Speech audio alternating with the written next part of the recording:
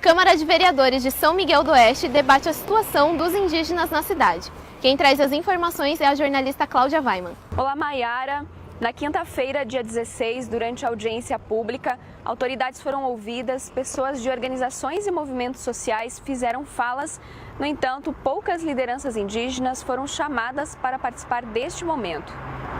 A presença indígena nas cidades, ela é constante, ela não é só em São Miguel, ela é em Chapecó, ela é em São Paulo, né? Isso é histórico, né? Uma audiência não vai resolver isso, né? Isso é só um primeiro passo, né? Porque os indígenas estão voltando no espaço que sempre foi deles. Eles procuram esse espaço justamente para sobreviver. E principalmente os caigangue, essa questão da coleta, da caça, né, que antes era floresta, né, hoje não é mais, né?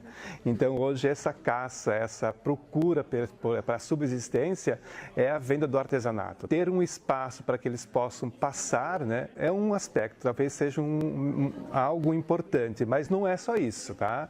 Eu acho que está por trás disso é justamente o respeito à identidade, o respeito à cultura e o respeito a eles, né? Quando se tratam de pessoas que foram dizimados por descendentes europeus, e aí eu passo a me ver como violadora numa situação dessas, né? Na verdade eu tenho o privilégio, porque eu estava aqui defendendo pessoas que me parecem que têm um triplo arco de subalternidade, quais sejam pela etnia, por serem indígenas, por serem pobres. Também, quando se fala do artesanato, se remete a mulheres e crianças, a venda do artesanato, então, por se tratarem de mulheres ou então por se tratarem de crianças que são seres em desenvolvimento. Na verdade, são vários documentos falando dessa presença indígena, né? E os documentos falavam de forma até bastante violenta, né?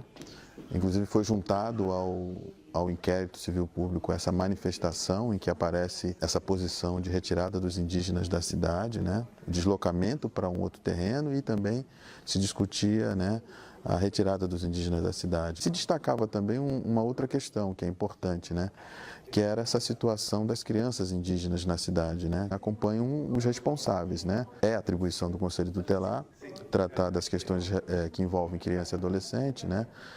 Mas na obrigação de fazer, o Conselho Tutelar ele deve respeitar, né, as especificidades culturais. Só que o Conselho Tutelar ele não está preparado para isso. Também não realizava até então, né, essa aproximação das lideranças indígenas, né, dos próprios indígenas, para poder qualificar ainda mais o trabalho, que é uma necessidade, né?